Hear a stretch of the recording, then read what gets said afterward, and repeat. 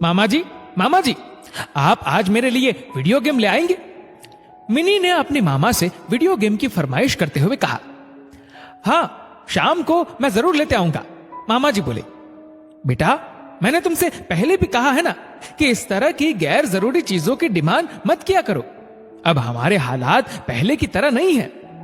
भाई के जाते ही मिनी की मां आस्था ने उससे कहा। आस्था के चेहरे पर लाचारी साफ दिखाई दे रही थी। उसके ये भाव उसकी छोटी भाभी राधिका से छिप ना पाए। दीदी, बच्ची को इस तरह मत डांटा करो। मिनी का उसके मामा पर पूरा हक है, जो चाहे हक से मांग सकती है। आस्था इस घर की लाडली बेटी, 2 भाइयों की इकलौती बहन, बहुत नाजों से पली बड़ी। बस एक चीज की कमी थी, आस्था ने रूढ़िवादी सोच रखने वाले परिवार में जन्म लिया था। आस्था के 20 वर्ष के होते ही उसकी शादी एक बड़े घर में तय हो गई। आस्था आगे पढ़ना चाहती थी, कुछ बनना चाहती थी, लेकिन उसकी दादी और पापा ने कहा, पढ़ लिख कर क्या करोगी? लड़की हो, चौका चूल्हा ही करना पड़ेगा। इतना अच्छा रिश्ता सामने से आया है, ऐसा रिश्ता आगे फिर मिले ना मिले। आस्था का ग्रेजुएशन पूरा भी नहीं हुआ था कि उसकी शादी कर दी गई। ससुराल में सब कुछ अच्छा था, सास ससुर, जेठ जेठानी, ननद, एक भरा पूरा परिवार। शादी के साल भर बाद ही आस्था एक प्यारी सी बच्ची की मां बन गई। समय अपनी रफ्तार से चल रहा था और फिर एक दिन आस्था के ससुर जी का देहांत हो गया। मति किसकी कब भ्रष्ट हो जाए कोई नहीं कह सकता।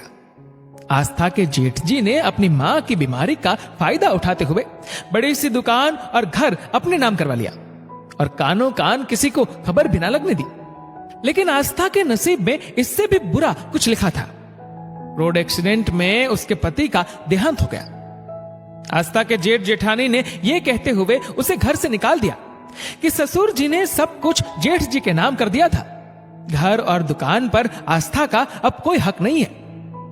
तब से आस्था और उसकी 6 वर्षीय बेटी मिनी मायके में ही है। बड़ी भाभी को तो किसी के सुख दुख से कोई वास्ता ही नहीं था। उनको तो यह बात सताने लगी कि ये दोनों मां बेटी हमेशा के लिए उनके साथ तो नहीं रहेगी। लेकिन आस्था की छोटी भाभी राधिका ने उसके सम्मान के लिए कुछ सोच रखा था। आस्था दीदी को अब आगे पढ़ लिख कर अपने पैरों पर खड़ा होना चाहिए। राधिका ने सबसे कहा, आस्था क्यों आगे पढ़ेगी? उसके भाई और पापा अभी जिंदा है। हम उसका और उसकी बच्ची का खर्च आराम से उठा सकते हैं। उसे दर दर की ठोकरें खाने की कोई जरूरत नहीं है। लोग क्या कहेंगे कि दामाद गुजर गया तो बेटी और उसकी बच्ची को 2 वक्त की रोटी भी नहीं खिला सकते। राधिका के ससुर जी बोले, तुम तो आस्था की भाभी हो ना, इसलिए 4 दिन से मायके आई ननद तुम्हें अब बोझ लग रही है। राधिका की सास ने कहा। राधिका फिर बोली, आप सहायता के नाम पर आस्था दीदी को लाचार और मजबूर बनाना चाहते हैं। उनकी सबसे बड़ी सहायता यही है कि अब उन्हें आत्मनिर्भर बनाया जाए, ताकि छोटी छोटी चीजों के लिए उन्हें अपना और अपनी बच्ची का मन ना मारना पड़े। वो आत्मसम्मान के साथ जी सके। राधिका की बात सुनकर आस्था भी हिम्मत के साथ बोली, राधिका भाभी बिल्कुल सही कह रही है। मैं भी आत्मसम्मान के साथ सर उठाकर जीना चाहती हूं। शादी के पहले मुझे ज्यादा पढ़ने नहीं दिया, पर अब मैं पढ़ूंगी। मैं किसी पर बोझ नहीं बनूंगी और ना ही किसी का एहसान लूंगी।